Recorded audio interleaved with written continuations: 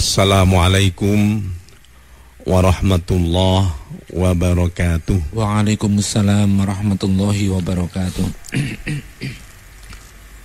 Bismillahirrahmanirrahim. Alhamdulillahi rabbil alamin.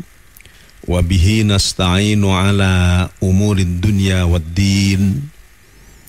Wassalatu wassalamu ala ashrafil anbiya'i wal mursalin Sayyidina wa maulana Muhammadin wa ala alihi wa sahbihi ajma'in. Amma ba'du, mitra tercinta Suara Giri yang berbahagia, alhamdulillah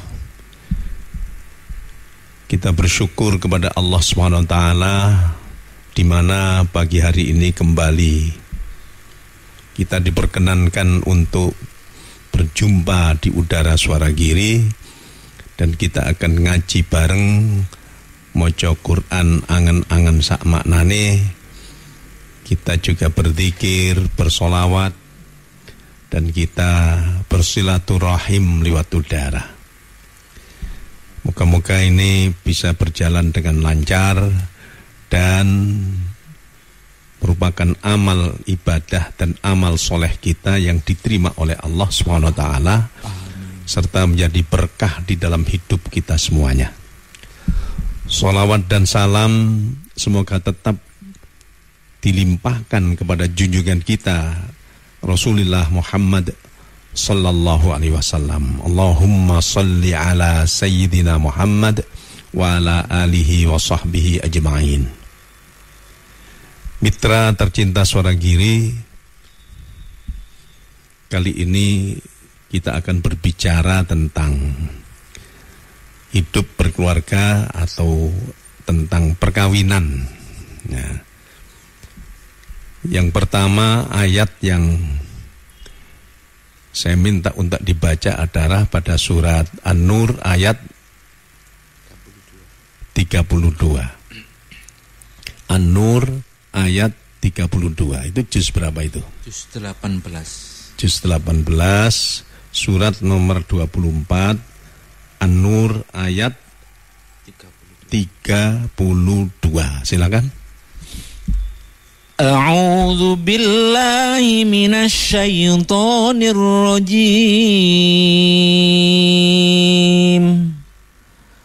Bismillahirrahmanirrahim. Wa ankihul ayama minkum was-salihina min ibadikum wa imaikum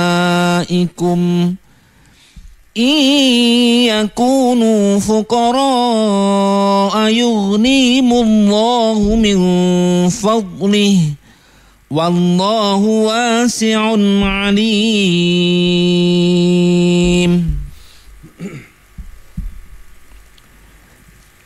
Dan nikahkanlah orang-orang yang masih membujang di antara kamu, dan juga orang-orang yang layak menikah dari hamba-hamba sahayamu yang laki-laki dan perempuan. Jika mereka miskin, Allah akan memberi kemampuan kepada mereka dengan karunia-Nya, dan Allah maha luas pemberiannya, maha mengetahui. Bismillahirrahmanirrahim. Ada hadis, qala Rasulullah sallallahu alaihi wasallam, ya ma'syarasy syabab, man istata'a minkumul ba'ah falyatazawwaj fa innahu aghaddu lil basar wa ahsanu lil farj. Rasulullah sallallahu alaihi wasallam bersabda, wahai para pemuda, wahai para bujang, wahai para remaja,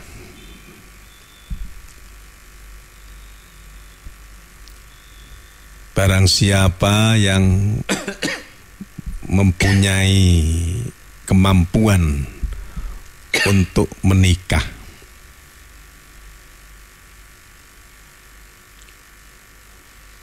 falyatazawwaj. Kemampuan menikah itu kalau zaman Kanjeng Nabi Muhammad sallallahu alaihi wasallam cukup mempunyai mas kawin, mempunyai sangunya nikah. Ya tentu saja yang paling pokok adalah mahar atau mas kawin. Nah, kalau kita di sini ya di samping mas kawin mungkin sudah punya pegangan, misalnya sudah bekerja, apakah sebagai pegawai, apakah sebagai karyawan, apakah sebagai petani, apakah sebagai apa sajalah, termasuk mungkin makelar sekarang itu. Yang penting halal kan? Wahai pemuda, barang siapa di antaramu yang sudah mempunyai sangunya nikah, sangunya kawin, tapi yang pokok adalah mahar tadi itu ya, maka kawinlah, nikahlah. Fa innahu aghaddu lil basar wa ahsanu lil farj. Sesungguhnya menikah itu bisa meredam pandangan mata yang tidak baik, pandangan mata yang menjadi dosa. Kalau orang laki-laki bertemu dengan perempuan kemudian melihat sekali, itu tidak berdosa. Kanjeng Nabi sallallahu alaihi wasallam beliau bersabda, lakan nadhratul ula wa alaikan nadhratul thaniyah. Kamu bisa atau boleh kalau hanya melihat sekali saja. Artinya melihat orang wajar sekali saja. Tapi kamu tidak boleh, kamu akan menjadi dosa ketika melihat 2 kali dan seterusnya. Ya mungkin jelalatan atau mungkin melihat dengan nafsu barangkali. Itu dosa tuh. Nah, orang nikah itu kata Rasulullah sallallahu alaihi wasallam seperti yang saya sebutkan tadi, bisa meredam pandangan yang menjadi dosa ya. Wa ahsanu lil farji, dan lebih bisa menjaga daripada kehormatan, menjaga farji, menjaga supaya tidak berbuat zina. Nah itu ya. Tapi tidak mesti itu, cuman paling tidak itu minimal ya, bisa meredam. Apabila kamu tidak mampu, artinya tidak punya sangu untuk kawin, di antara 2 tanda kutip mahar tadi itu, maka berpuasalah. Karena puasa itu menjadi penentram, menjadi obat. Kalau orang biasanya sulit untuk bisa menghindarkan liarna syahwat, maka akan mempunyai hikmah dengan puasa itu, nafsunya bisa terkendali. Jadi yang muda-muda ini, yang yang kuat-kuat, yang sehat-sehat, yang melihat apa sedikit sudah syahwat misalnya ya, itu puasa ya, padahal dia tidak punya sangu untuk kawin. Nah, karena memang orang berkeluarga ini merupakan hal yang dianjurkan bahkan sebagai ibadah sosial ini ya, ibadah berkeluarga. Terus ada orang-orang yang sebenarnya pengen betul itu ya, kawin. puasa ya pancet saja, pingin terus gitu ya misalnya. Tapi dia bisa punya, bisa tidak ya. Maka di ayat surat An-Nur ayat 32 tadi itu disebutkan, coba dibaca lagi. Wa ankihul ayama minkum was-solihina min ibadikum wa imaikum yakunu fuqara yughnihimullahu min fadlih wallahu wasi'un alim. Dan nikahkanlah orang-orang yang masih membujang di antara kamu, dan juga orang-orang yang layak menikah dari hamba-hamba sahayamu yang laki-laki dan perempuan. Jika mereka miskin, Allah akan memberi kemampuan kepada mereka dengan karunia-Nya, dan Allah maha luas pemberiannya, maha mengetahui. Ya. Jadi ternyata memang dianjurkan kalau ada orang dianggap masih miskin ya, masih miskin, bahkan budak ya, maka umat Islam secara umum gitu ya, ya tentu saja kalau ada punya pemuda, punya remaja, putra putri yang masih jomblo, nah itu ya, ada perintah dari Allah. Perintah ini biasanya al-amru lil wujub. Perintah itu menunjukkan wajib. Atau tidak-tidaknya perintah di sini paling tidak itu anjuran. Ya, supaya tidak terjadi kemaksiatan dan lain sebagainya itu. Memang umumnya orang nanti gimana ini? Saya masih kerja saya masih begini. Tiap bulan masih dapat berapa ini? Biasanya itu kalau sudah kawin itu hati itu digerakkan oleh Allah untuk mau bekerja, tidak bermalas-malasan. Sehingga wa ankihul ayama minkum was-solihina min ibadikum wa imaikum. Nikahkanlah bujang-bujang di antara kalian. Jadi bujang itu ya bisa laki, bisa perempuan. Bisa perjaka, bisa dudo. Tapi juga ada duren, itu ada ya, dudo keren itu, duda yang mungkin kaya, mungkin apa gitu ya. Ganteng. Iya.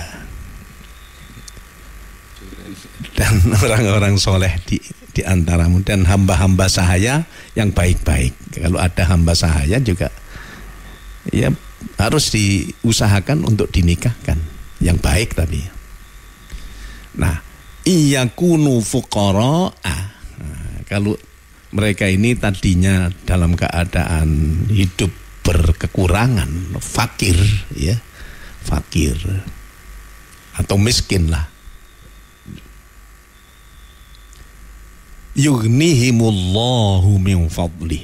Allah akan mencukupkan rizkinya dari rahmat yang diberikan oleh Allah, rizki yang diberikan oleh Allah. Karena wallahu wasi'un alim, Allah itu maha luas, maha tahu. Ya tentu saja, kenapa kau pakai maha tahu ya?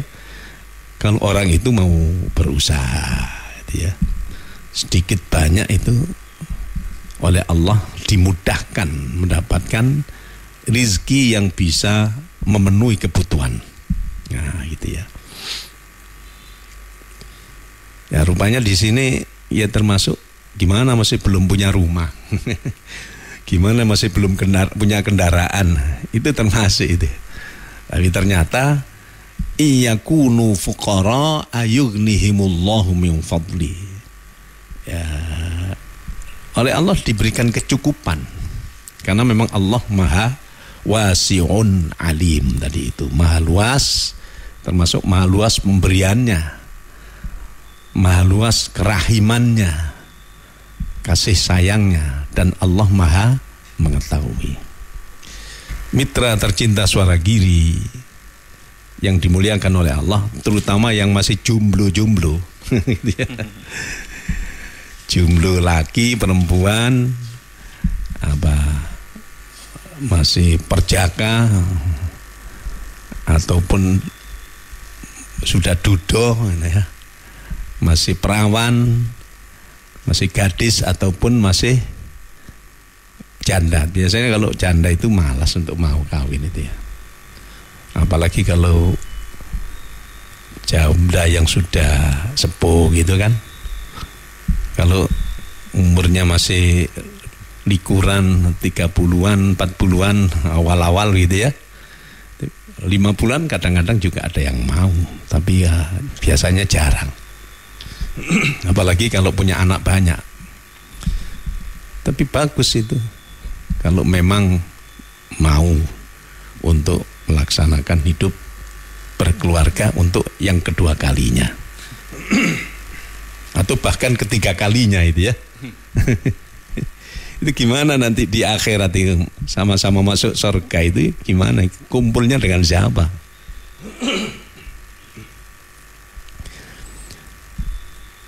Kanjeng Nabi Muhammad sallallahu alaihi wasallam pernah ditanya oleh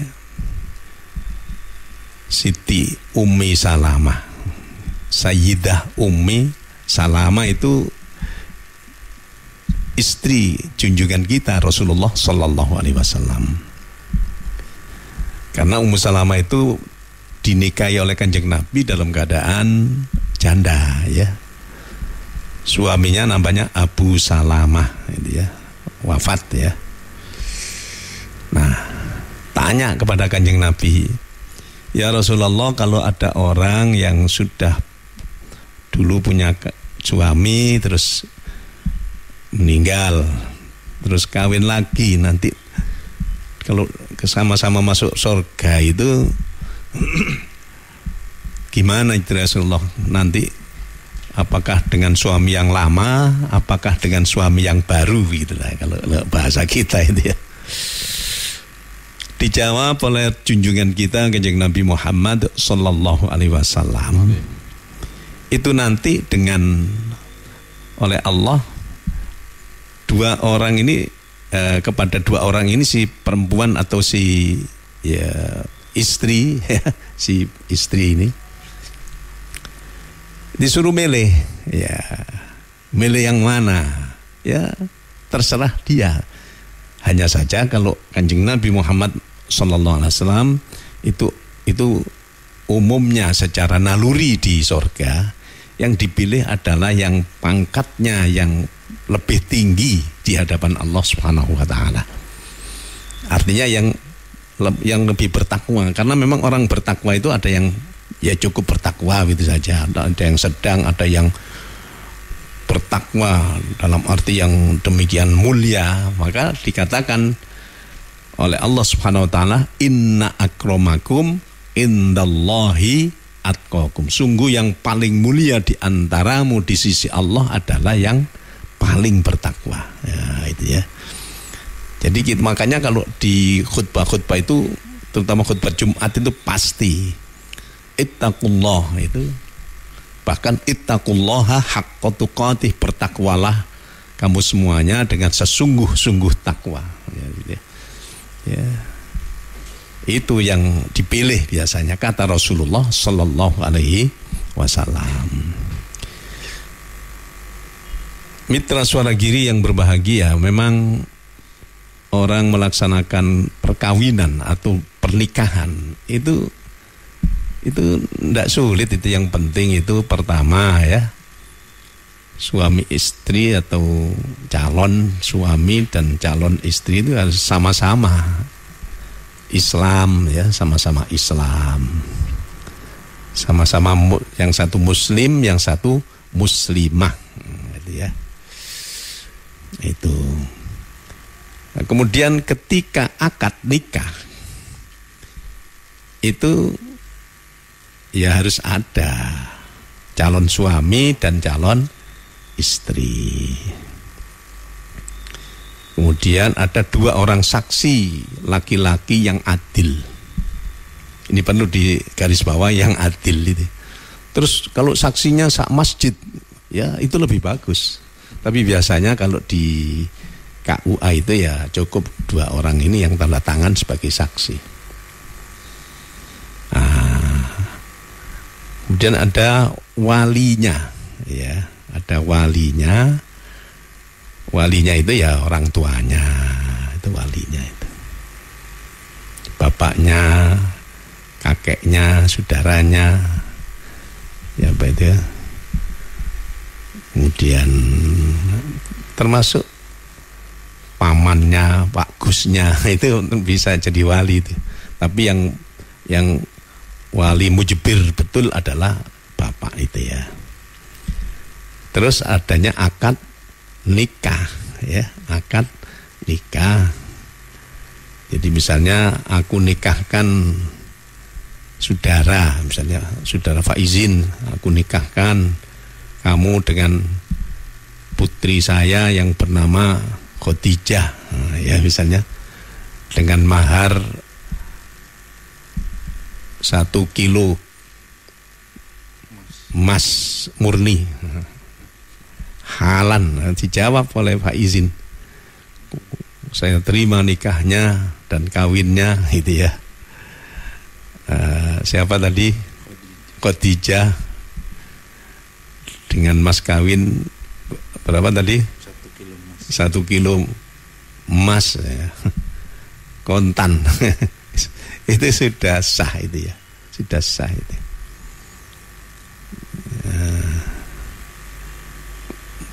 Main-main aja sah itu, orang kawin dengan main-main, guyon lah, guyon.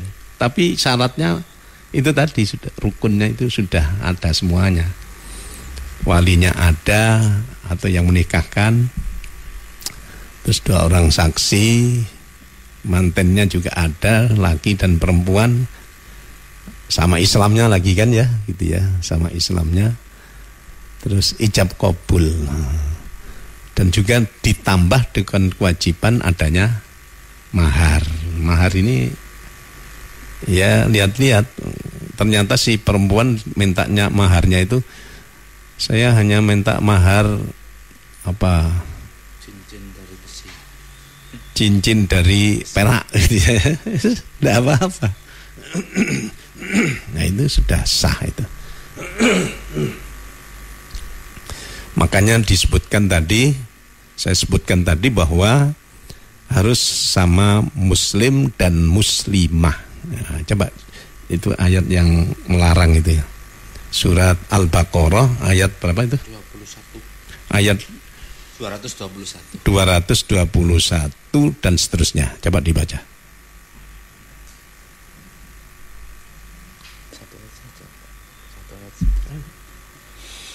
Bismillahirrahmanirrahim. Wala tankihul musyrikati hatta yu'min.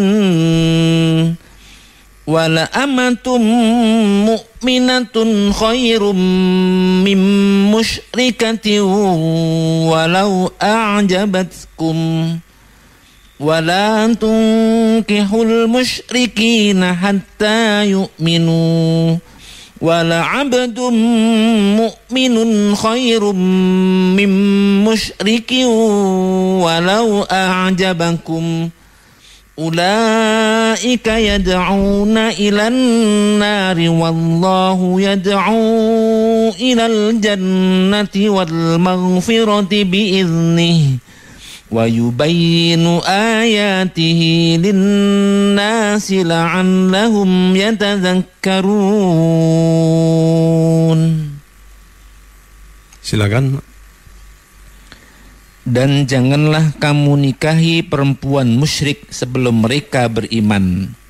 Sungguh hamba sahaya perempuan yang beriman lebih baik daripada perempuan musyrik meskipun dia menarik hatimu. Dan janganlah kamu nikahkan orang laki-laki musyrik dengan perempuan yang beriman sebelum mereka beriman.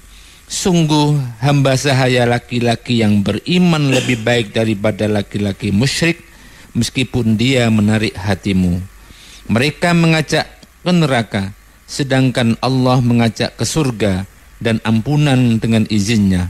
Allah menerangkan ayat-ayatnya kepada manusia agar mereka mengambil pelajaran. Surat Al-Baqarah ayat 221. Surat Al-Baqarah, kalau surat Al-Baqarah surat nomor 2. Nomor 1 Al-Fatihah, nomor 2 Al-Baqarah. Ayat 221. Nah, jadi jelas itu orang Islam dilarang, dalam hal ini ya diharamkan laki-laki kawin dengan orang non-muslim yang musyrik, ya, yang musyrik, yang tidak menyembah Allah tapi menyembah yang lain, menganggap bahwa ada orang yang di situ ada rohnya Tuhan misalnya, ya, terus disembah atau dianggap sebagai Tuhan, menganggap bahwa ada Tuhan itu tidak satu misalnya. Nah, itu misalnya ya orang Kristen, orang Hindu, orang Buddha, orang Konghucu gitu ya. Ini mohon maaf, ini kita harus jelaskan. Itu yang musyrikin dan musyrikat, ya. Kalau orang Islam laki-laki itu masih di ayat lain disebutkan diperbolehkan untuk menikahi ahlul kitab, ya. Ahlul kitab itu ya orang Yahudi Nasrani zaman dulu, ya, zaman dulu, yang artinya masih menuhankan Allah saja, menganggap bahwa Tuhan itu hanya Allah. Tapi ya repot itu. Jadi bagaimanapun harus seagama, karena memang tidak hanya kepentingan dunia, tidak hanya untuk memenuhi kebutuhan dunia, tapi akhirat, jadi dunia akhirat. Makanya kalau ada orang yang kawin dengan orang musyrik, perempuannya Islam, laki-lakinya musyrik, atau laki-lakinya Islam, perempuannya musyrik, ya, kawin betul, itu berzina itu. Karena tidak sah kawinnya dan memang dilarang, gitu ya. Sehingga disebutkan tadi bahwa seandainya ada budak, seandainya ya, yang muslimah, yang Islam, maka itu lebih baik kalau memang terpaksa harus kawin dengan budak, ya. Itu begitu sangat-sangat melarangnya Allah terhadap orang yang kawin silang agama, ya, tidak sama. Terus bagaimana kalau ada orang tadinya Kristen, tadinya Hindu, terus mau kawin baca syahadaten, ya itu sudah, itu sah, tidak apa-apa. Walaupun itu mungkin ada yang hatinya masih belum ini, tapi yang penting sudah diikrarkan, sudah disaksikan bahwa dia adalah orang Muslim atau Muslimah. Tapi ya biasanya sulit kalau dia tidak mau untuk dididik menjadi orang Islam yang betul. Nah itu. Kemudian di surat apa? Itu tadi surat Al-Baqarah, ya. Surat Al-Baqarah. Sekarang surat An-Nisa. Ayat wala tangkihu manakaha abaukum. Itu surat An-Nisa ayat berapa itu? 22. 22. Ini kalau diistilahkan agama, orang yang tidak boleh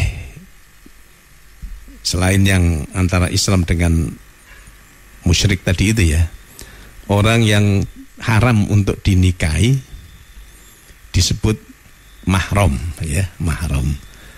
Terus bahasa yang salah kaprah biasanya muhrimnya itu ya. Itu dilarang untuk dinikahi. Yang pertama di surat An-Nisa ayat berapa tadi? 22. Silakan dibaca dulu. An-Nisa 22. Bismillahirrahmanirrahim. Wala tankihu ma nakaha aba'ukum minan nisa'i illa ma qad salaf innahu kana fahishatan wa maqta wa sa'a sabila.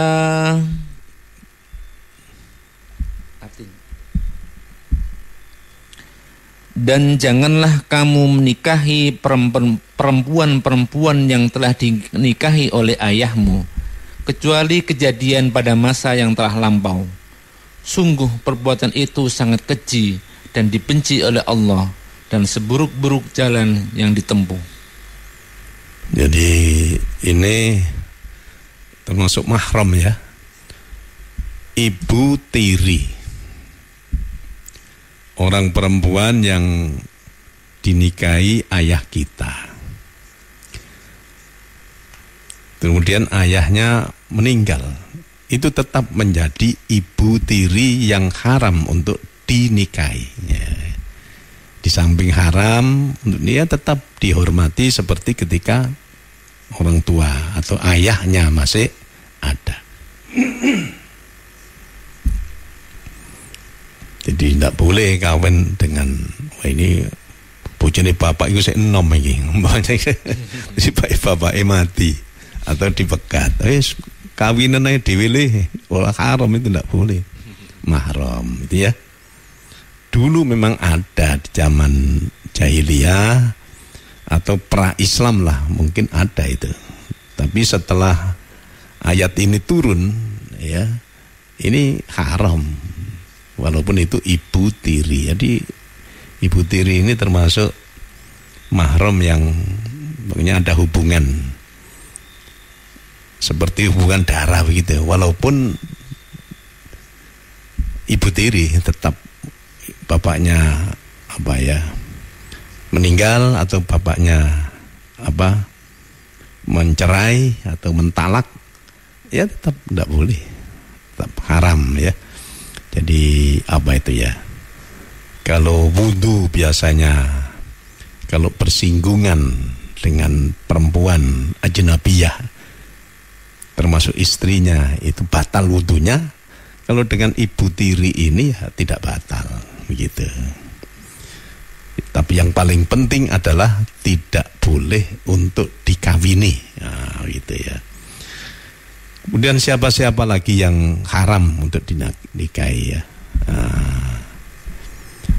Coba terus ayat 23 silakan. Hurrimat 'alaikum ummahatukum wa banatukum wa akhawatukum wa ammatukum wa khalatukum wa banatul akhi wa banatul ukhti wa ummahatukum allati arda'nakum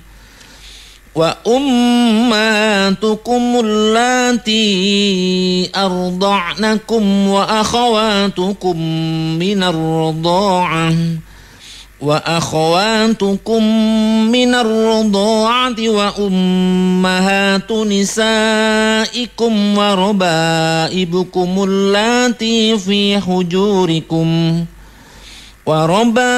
raba'ibukumul lati fi hujurikum min nisaikumul lati dakhaltum bihin fa in lam takunu dakhaltum bihinna fala junaha alaikum wa halailu abnaikum alladzina min aslabikum wa an tajma'u bainal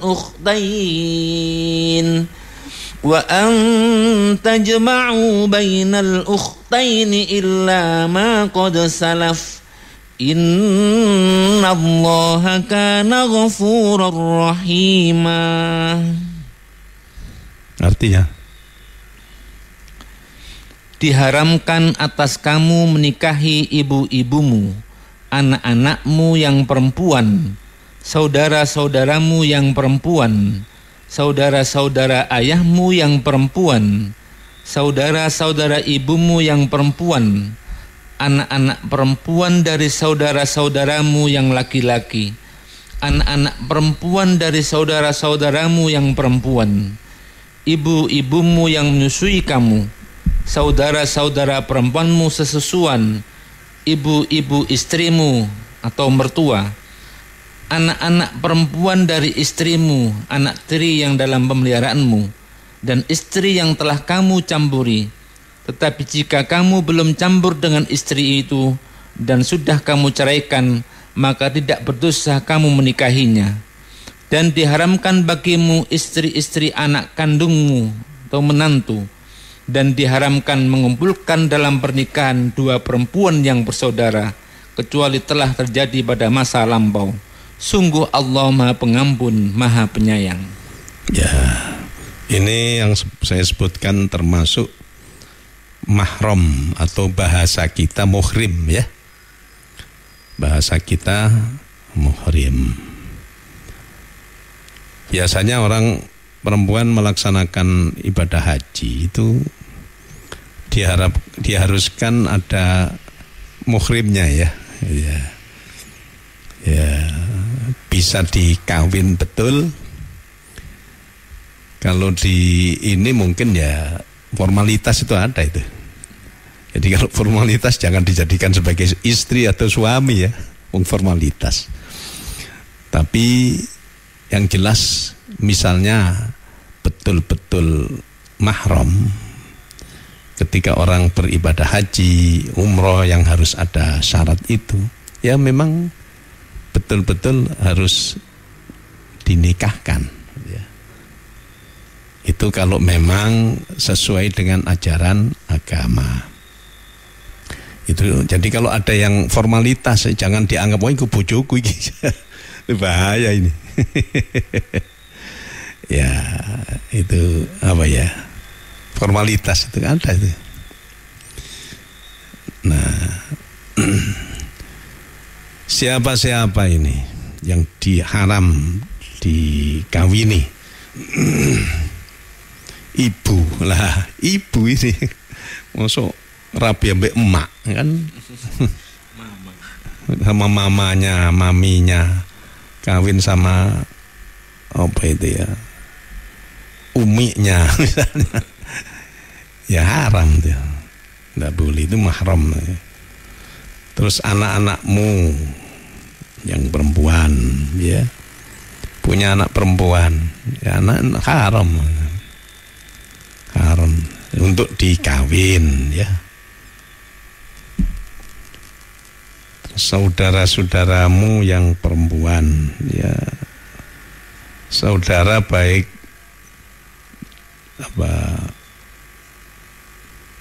baik ayah atau seibu.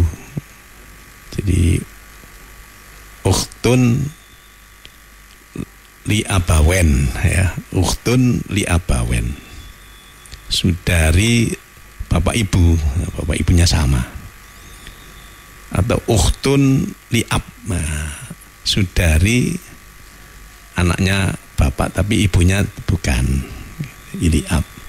Ukhtun li atau ukhtun lil ya. Ya, itu saudara tiri juga itu ya.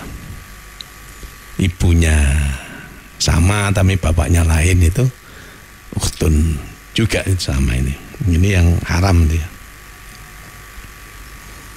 Saudara-saudaramu yang perempuan.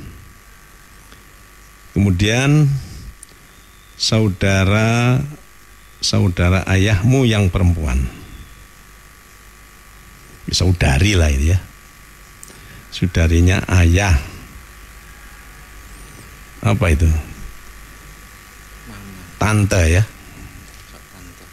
Bule. Bule. Bude termasuk Pak D. Ya bude ya. Perempuan soalnya kan. Yang itu saudaranya bapak ini. Adiknya bapak atau Mbak Yunya bapak itu ya. Itu kita memanggil bibi atau bude ya kan. Kemudian saudara-saudara ibumu yang perempuan. Saudara-saudara ibumu yang perempuan. Ya boleh juga dengan bude. Tapi dulurnya ibu kita. Kalau yang tadi itu saudaranya bapak, ini saudaranya ibu kita. Itu mahram, bibi atau budi itu. Anak-anak perempuan dari saudara-saudaramu yang laki-laki. Jadi ponaan ya, ponaan perempuan. Kita punya saudara laki-laki. Saudara laki-laki kita itu punya anak perempuan. Ini mahram tapi bukan mahram mahram ya, ponaan ya, ponaan ya, mahram ya. Anak-anak perempuan dari saudara-saudaramu yang perempuan ya. Anaknya Mbak Yu atau anaknya adik ya. Jadi ponaan perempuan. Ini mahram juga. Terus ibu-ibumu yang menyusui kamu. Ini yang harus hati-hati nih.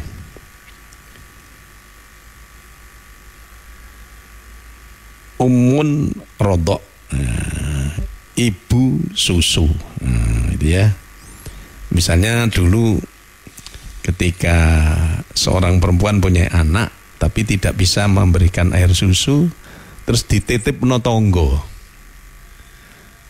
Tetangganya ini bukan apa-apanya, terus disusoni sama tetangganya.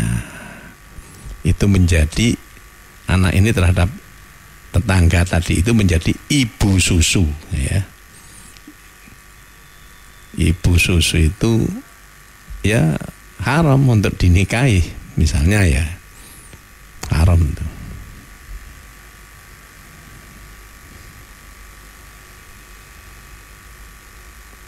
Kemudian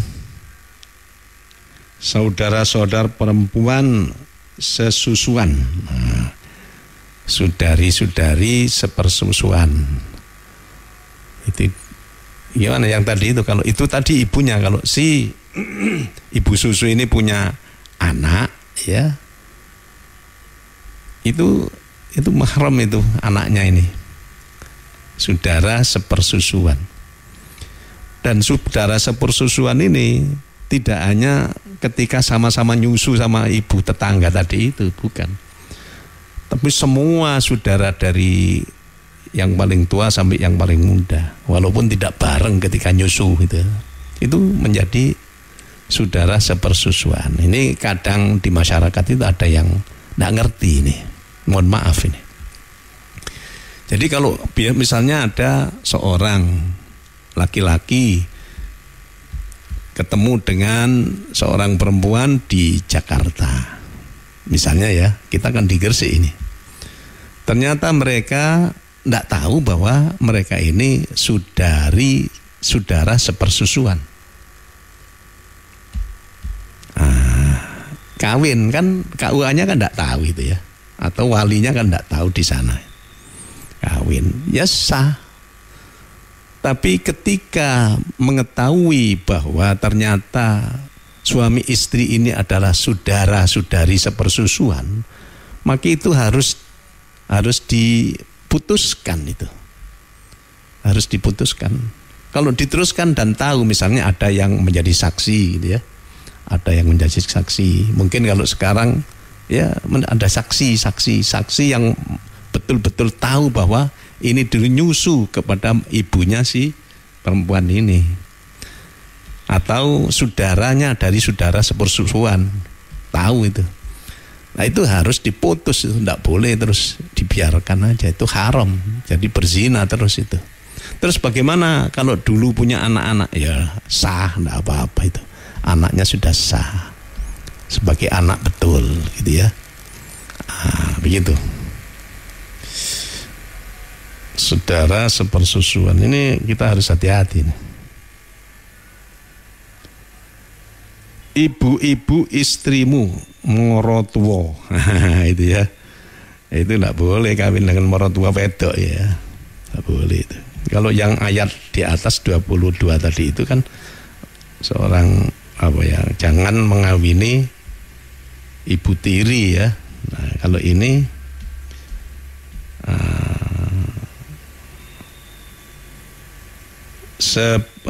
ibu-ibu istrimu morotuo, ya walaupun sudah bapakmu sudah meninggal atau sudah ceraikan, itu mahram, itu tidak boleh itu. Anak-anak perempuan dari istrimu alias anak tiri yang dalam pemeliharaanmu dari istri yang telah kamu campuri.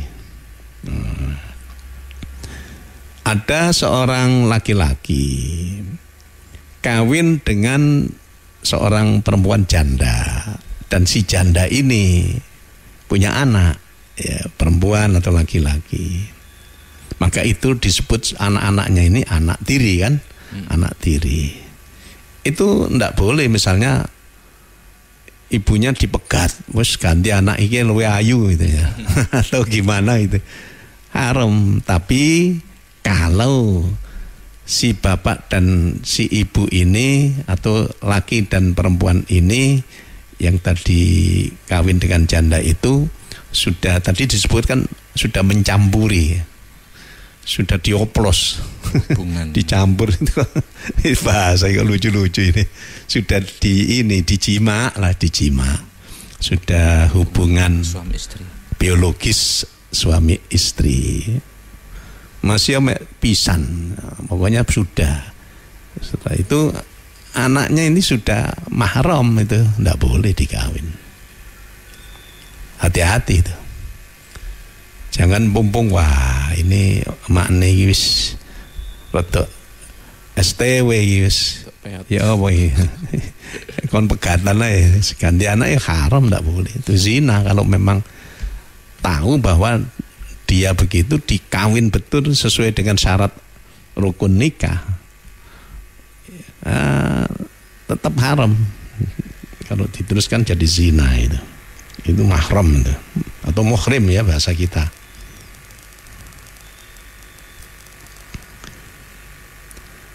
Tetapi jika kamu belum campur dengan istrimu itu, bahasanya lucu itu, dan sudah kamu ceraikan, maka tidak berdosa kamu menikahinya.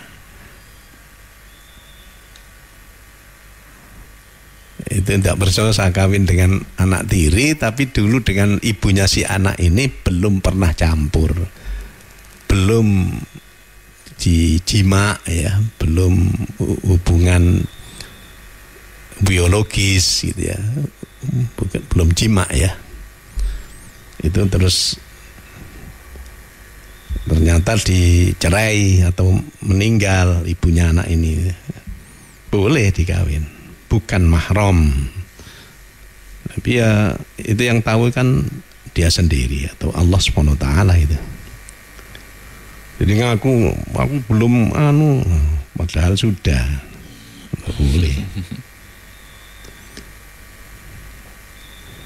Dan diharamkan bagimu istri-istri anak kandungmu menantu, kawin dengan Mantu. seakan-akan dalam dua tanda kutip ya, seakan-akan apa itu ya, menantu, padahal kan sudah cerai dengan anakmu atau anakmu mati gitu. Itu menantumu ini ya mahram, haram dikawini, haram itu ya.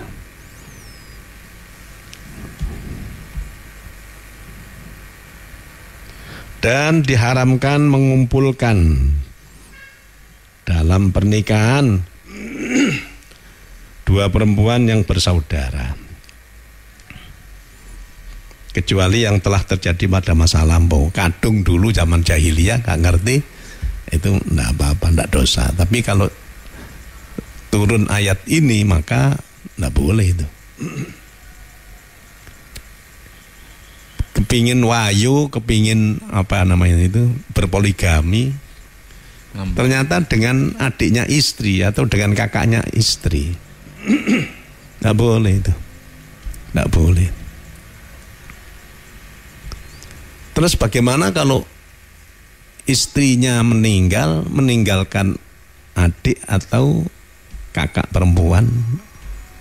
Apakah enggak boleh untuk mudun amben? Jadi itu istilahnya mudun amben katanya, atau munggah amben, Mbak Yunya dikawini ya. Itu enggak apa-apa itu.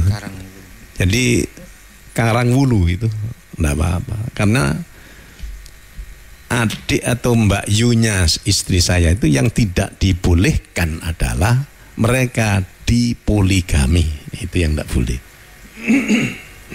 Tapi kalau sudah pegatan dengan istrinya ataupun istrinya meninggal, diboleh karang wulu itu.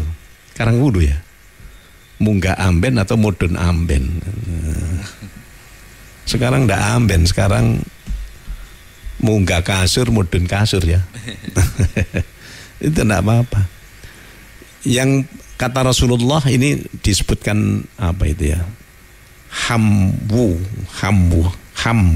itu apa, ipar. Jadi ya ini harus hati-hati, kata Rasulullah, kalau suami istri terus kumpul dengan iparnya yang perempuan ya, ketika oleh para sahabat ditanyakan gimana ya, kita sangat dekat sekali dengan ipar, itu kata Rasulullah, al-maut. Artinya itu bahaya, tidak boleh itu ya. Karena dia sebenarnya hakikatnya bukan mahram. Terutama yaitu ketika sudah tidak jadi suami istri tapi masih punya adik atau Mbak Yu. Itu kan boleh dikawin itu. Ya, kalau yang atas-atas tadi itu memang mahram dari awal sampai mati tetap mahram. Kalau ini enggak, bisa dikarang wulu. Maka ketika Rasulullah SAW ditanya oleh para sahabat, bagaimana dengan alhamu? Alhamu itu bahasa kita apa? Ipar ya. Al-maut kata Rasulullah, maut itu artinya bahaya. Berbahaya. Ya, bahaya. Karena masih bisa dikawin suatu ketika. Nah, ada orang yang sangat-sangat pandai dan ya bijaksana lah. Jadi punya adik, nah, terus tiap saat ketika sama-sama kerja, yang satu kuliah, yang satu kerja, suaminya ini terus ngajak digonjeng adiknya, terus pokoknya dititipkan adikku, tak titipna sampean sekolah biar aman dan lain sebagainya, terus gitu. Lama-lama kok si suami dengan adiknya ini kok kelihatan lebih rukun ya. Ini akhirnya si istri yang kakaknya si perempuan adik ini wis anu aku pegaten. Minta ditalak, nanti kawinilah adik saya. Ada yang begitu itu. Tapi ya saking apike wong ya gitu. Terus bagaimana antara seorang perempuan dengan ponakannya ya. Misalnya si A laki-laki kawin dengan suami istri dengan seorang perempuan yang punya ponakan ya. Itu hukumnya sama dengan ini, dengan apa namanya itu, dengan adik tiri itu sama. Jadi ya jangan dekat-dekat lah, jangan dekat-dekat. Itu ponakan itu ya jangan dekat-dekat, nanti bahaya itu. Karena apa? Karena tidak mahram, artinya bukan muhrim gitu ya. Sehingga misalnya istrinya meninggal atau istrinya dicerai, punya adik, punya ponakan, boleh ponakannya dikawin. Nah itu mahram. Ini ada lagi di surat An-Nisa ya, ayat 25, coba dibaca itu.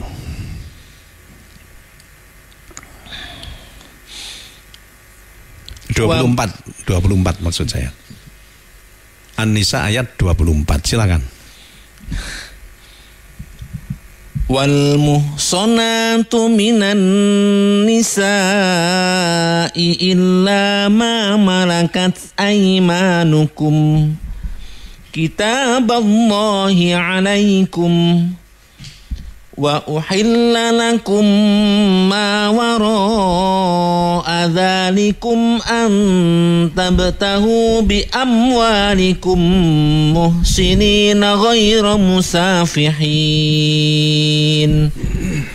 famastamta'tum bihi minhunna fa'atuhunna ujurahunna fariḍah wala junaha alaikum fima taradaitum bihi min ba'dil fariḍah innallaha kana aliman hakima.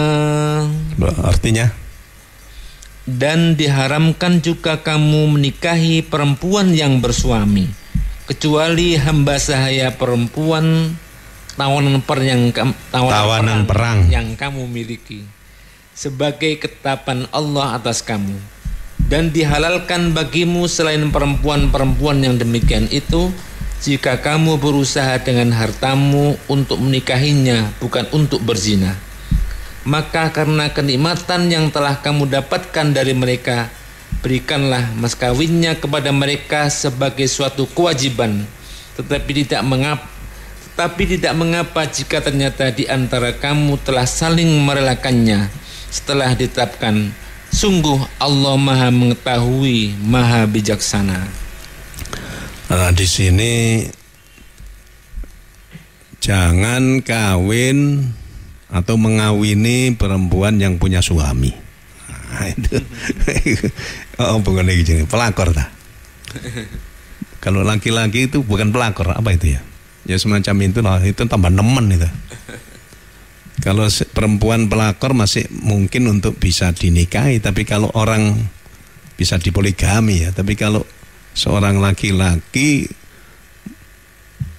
menyenangi atau mendemeni bojone wong, wah ini nemen nih. Ya, itu bahaya itu. Makanya kalau ada seorang laki-laki atau sudah duda atau punya istri, seorang perempuan yang punya suami, ternyata mereka berzina, itu namanya zina muhson.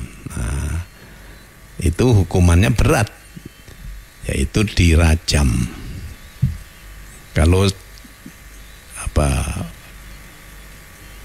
gadis dengan perjaka berzina ya dihukum, tapi hukumannya disambleki 100 kali. Itu kalau dalam Quran seperti itu.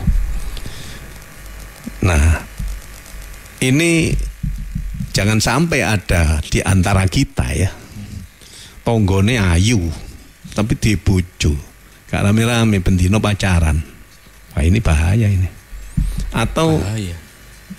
Dilamar, waduh, ngelamar bojone wong, situ carok ini. Ini bahaya. Jadi termasuk istri orang itu haram untuk dinikah, bahkan haram untuk dilamar, ya, haram untuk dilamar. Demikian juga misalnya ada seorang perempuan istri yang punya suami, sebenarnya ditalak oleh suaminya. Ketika masih dalam iddah, itu haram untuk dilamar, haram. Dinikahi apalagi masih dalam iddah itu. Karena nanti kalau sebelum iddahnya habis ternyata rujuk, ya suami istri kan, tetap suami istri itu. Jadi kalau ada seorang laki-laki mendemeni atau kepingin kawin dengan seorang perempuan yang sudah punya suami, itu mutlak haram, tidak diperbolehkan, dosa besar. Bagaimana kalau ngelamar tok? Bojone wong dilamar, ya tambah nemen, enggak boleh.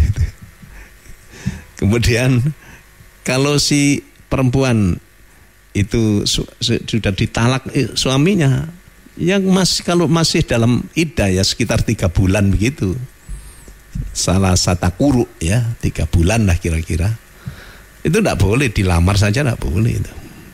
Bojone wong itu. Nah itu ya, karena ada kemungkinan nanti sebelum habis apanya itu iddahnya, tahu-tahu mereka rujuk, kan? Itu suami istri, setengah suami istri itu kalau orang sudah talak tapi masih dalam iddah. Jadi itu sebenarnya orang nikah itu kan sebenarnya gampang ya. Yang penting itu sama Islamnya, kemudian ya harus, tapi ini yang harus diperhatikan itu, jangan sampai menikahi orang yang sebenarnya mahram atau muhrim itu. Apalagi yang paling bahaya itu bojone wong, Mbok. Ini bahaya betul itu ya. Bahaya. Iya. Kata di medsos, opo gak bahaya dah. Bahaya. Ya nemen bahayanya itu. Ya gampang ya, walaupun tidak di depan KUA itu sah kalau memang nikah ada ada suami, ada calon suami, calon istri, ada sama Islamnya, terus ada 2 orang saksi, kemudian ada ijab qabul, ya itu sah. Tapi kalau di kita ya jangan ya, itu namanya nikah siri yang tidak tercatat gitu. Itu bahayanya nanti ketika punya anak nanti apa itu ya, ini bapak ini sopo ini enggak punya enggak punya buku nikah. Wah, itu repot itu untuk akte kelahirannya itu juga repot dan lain-lain banyak sekali. Makanya ya jangan sampai walaupun kita itu di Quran hadisnya jelas, walaupun di sana tidak ada kata-kata KUA, tapi kan kita punya ini, ya ayyuhalladzina amanu athi'ullaha wa athi'ur rasul wa ulil amri minkum. Ulil amri ini termasuk undang-undang negara itu ya. Maka kita jangan sampai melanggar, kecuali kalau undang-undangnya itu menyuruh untuk maksiat, itu kita wajib melanggar. Demikian, moga-moga manfaat. Bismillahirrahmanirrahim. Allahumma salli wa sallim wa barik ala sayyidina Muhammad wa ala ali sayyidina Muhammad walhamdulillahi rabbil alamin. Barakallahu lana fil Qur'anil azim wa nafa'ana minal ayati wa dzikril hakim. Allahumma ja'alil Qur'ana lana fid dunya qarina wa fil qabri munisa wa fil qiyamati syafi'a wa minan nari sitran wa hijaba wa 'alas sirati nura wa fil jannati rafiqa wa inal khairati kunna dalilan wa imama. Rabbana atina fid dunya hasanah wa fil akhirati hasanah wa qina adzaban nar wa adkhilna jannata ma'al abrar. Wa sallallahu ala sayyidina Muhammadin wa ala alihi wa sahbihi wa sallam. Walhamdulillahi rabbil alamin. Assalamualaikum warahmatullahi wabarakatuh.